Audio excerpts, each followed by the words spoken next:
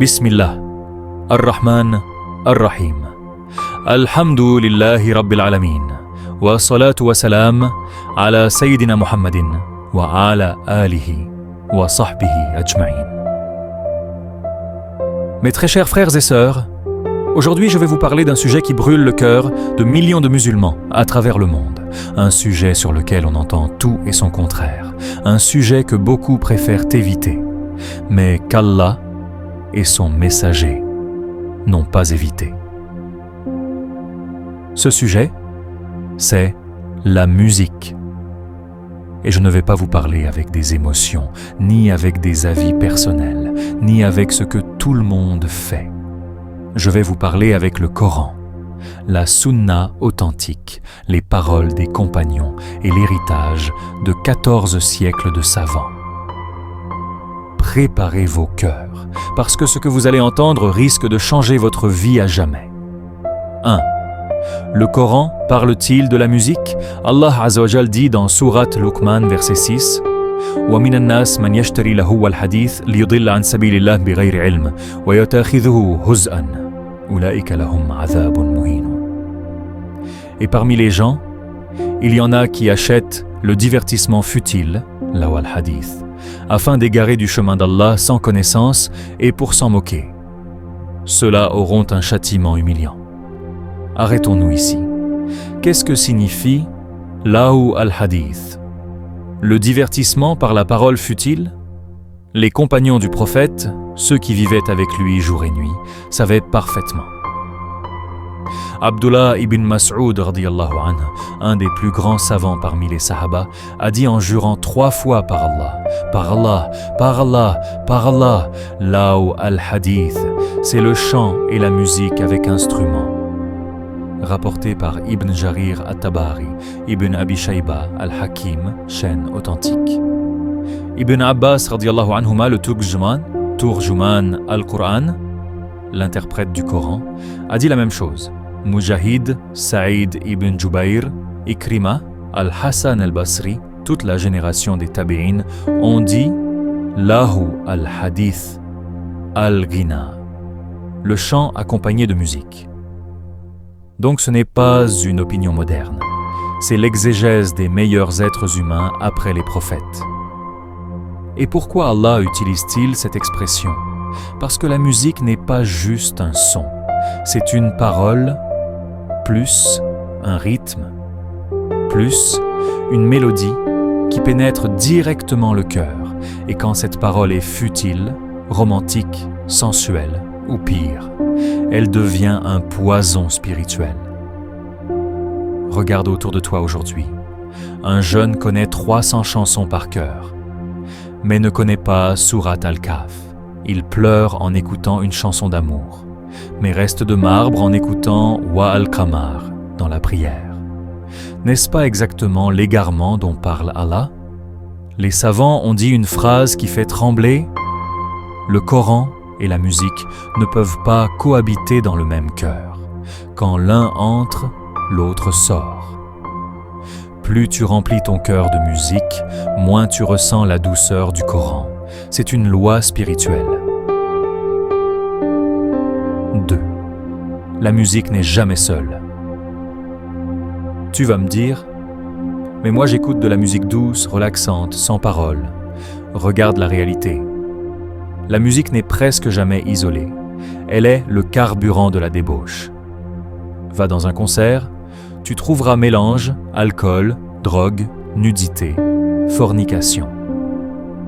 Va dans une boîte de nuit, tu ne la trouveras jamais sans musique. Ouvre une publicité pour parfum ou voiture de luxe. Il y a toujours un fond musical envoûtant. La musique est la porte d'entrée des grands péchés. Elle excite les désirs. Elle endort la raison. Elle rend le cœur mou. Les psychologues modernes, pas les musulmans, disent aujourd'hui « La musique agit sur le cerveau comme une drogue. Elle libère de la dopamine, modifie l'humeur, peut créer une dépendance. » Le prophète le savait il y a 1400 ans. 3e, la sunna. Plus aucune ambiguïté.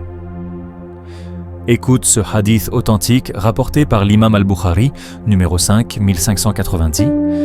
Le messager d'Allah a dit « Il y aura dans ma communauté des gens qui rendront licite la fornication, zina, l'alcool, la soie pour les hommes et les instruments de musique, al-ma'azif. » Le prophète a mis la musique dans la même phrase que la fornication et l'alcool. Tu crois qu'il plaisantait ? Tu crois que c'était une petite chose ? Un autre hadith, Abu Daoud, authentifié par Al-Albani. Le chant fait pousser l'hypocrisie dans le cœur, comme l'eau fait pousser l'herbe. Un troisième, Ibn Majah, Sahih. Celui qui écoute une chanteuse, Allah lui versera du plomb fondu dans les oreilles le jour du jugement. Et il y en a des dizaines comme ça, tous authentiques. 4. Y a-t-il une exception ? Oui, mais très limitée. L'islam n'interdit pas la joie. Le prophète a autorisé une seule chose, le duf, tambourin simple sans grelot, dans des occasions précises. Exemple célèbre, Sahih Bukhari. Aïcha radiallahu anha raconte que 2 petites filles chantaient avec un duf le jour de Eid ou lors d'un mariage, en évoquant les héros de Badr. Abu Bakr voulut les arrêter. Le prophète dit « Laisse-les, ô Abu Bakr, ce sont les jours de fête. » Autre hadith, un homme avait fait vœu de jouer du douf si Allah donnait la victoire. Le prophète lui dit « Si tu as fait le vœu, accomplis-le, sinon, abstiens-toi. » Donc, uniquement le douf, pas de flûte, guitare, piano ou de violon, batterie. Uniquement dans les mariages ou fêtes religieuses, avec des paroles pures, pas d'amour, pas de sensualité. Tout le reste est hors cadre. Aujourd'hui, on a des chansons qui parlent de fesses, de drogue, de trahison, d'adultère. Et on ose comparer ça avec 2 petites filles qui chantent les martyrs de Badr, Astaghfirullah. 5. Les savants à travers les siècles. Les 4 imams, Abu Hanifa, Malik, Shafi'i, Ahmad, tous ont dit que les instruments de musique sont haram, sauf le douf dans son cadre. Ibn Taymiyyah, Ibn al-Qayyim, Al-Ghazali, Al-Nawawi, Ibn Hajar, Al-Albani, Ibn Baz, Ibn Uthaymin, Salih al-Fawzan. Tous, sans exception, ont interdit la musique telle qu'on la connaît aujourd'hui. Celui qui dit « c'est permis » aujourd'hui va à l'encontre du consensus de 1400 ans. Partie question.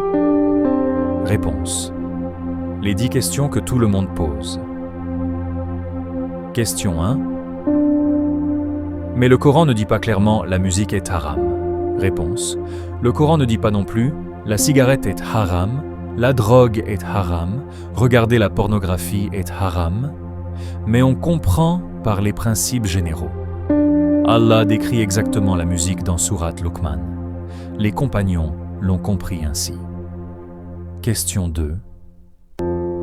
Et les nashids sans musique? Réponse. Si c'est seulement la voix humaine, avec des paroles qui rappellent Allah, les nashids a cappella sont permis selon la majorité. Mais attention, beaucoup de nashids modernes utilisent des effets qui imitent les instruments. Cela redevient haram. Question 3. Et la musique relaxante sans parole? Réponse. Les savants contemporains comme Ibn Uthaymin et Al-Albani ont dit que même sans parole, les instruments restent interdits, car le prophète a interdit al-ma'azif en général.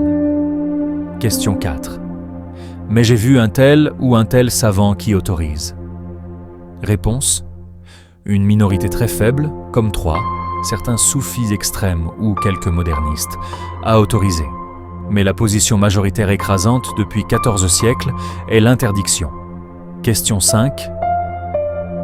Et les sons de la nature, les battements de cœur, etc. Réponse. Ce n'est pas de la musique. La musique, mélodie, plus rythme artificiel créé par des instruments. Question 6. Je n'arrive pas à arrêter, j'ai essayé. Réponse. Commence petit à petit. Remplace la musique par le Coran. Écoute Surat Ar-Rahman, Mariam, Youssouf, tu vas pleurer de beauté. Fais beaucoup de doua. Oh Allah, remplace dans mon cœur l'amour de la musique par ton amour. Question 7. Et le sport avec musique à fond dans les écouteurs? Réponse. Si tu peux faire sans, c'est mieux. Mais si c'est pour te motiver et que tu baisses le son, certains savants ont été souples, mais idéalement, écoute plutôt du Coran ou des conférences. Question 8. Et si je travaille dans un magasin où il y a de la musique? Réponse. Demande à ce qu'on l'éteigne.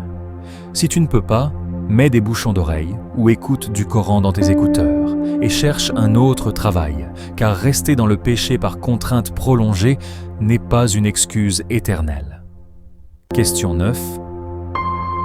Les enfants peuvent écouter? Réponse.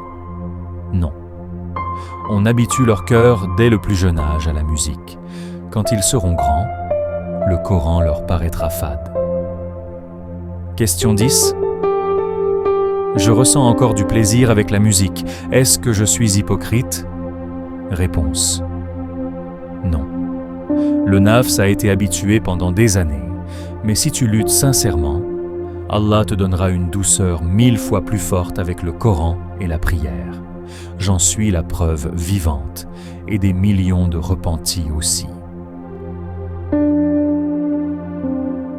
Conclusion. Le choix est entre tes mains. Mon frère, ma sœur, aujourd'hui tu as entendu la vérité avec l'épreuve. Tu peux continuer à vivre dans le déni, ou tu peux faire le plus grand pas de ta vie, supprimer toute musique de ton téléphone, de ta voiture, de ta maison. Et je te promets, par celui qui détient mon âme, que dans quelques semaines, tu ne reconnaîtras plus ton cœur. Tu vas pleurer en prière, tu vas te réveiller pour Qiyam sans réveil. Tu vas ressentir une paix que aucune chanson ne t'a jamais donnée. Allah dit « Wa ma yattaqillaha yaj'al lahu makhrajan wa yarzuqhu min haythu la yahtasib » Celui qui craint Allah, il lui donnera une issue et le nourrira de là où il ne s'y attend pas. Le jour où tu jetteras ta playlist, Allah te donnera une joie que le monde entier ne peut pas t'offrir. Alors aujourd'hui, maintenant, prends la décision. Supprime, remplace par le Coran, et tu verras la baraka entrer dans ta vie comme jamais. Qu'Allah nous facilite à tous, qu'il nous fasse mourir sur La ilaha illallah, qu'il protège le cher Zakir Naik et tous les prédicateurs de la vérité. Like cette vidéo si elle t'a touché. Partage-la 5 fois, tu ne sais pas qui tu vas sauver. Et écris en commentaire, j'abandonne la musique pour Allah. Wallahu alam wa sallallahu ala sayyidina Muhammadin wa ala alihi wa sahbihi wa sallam.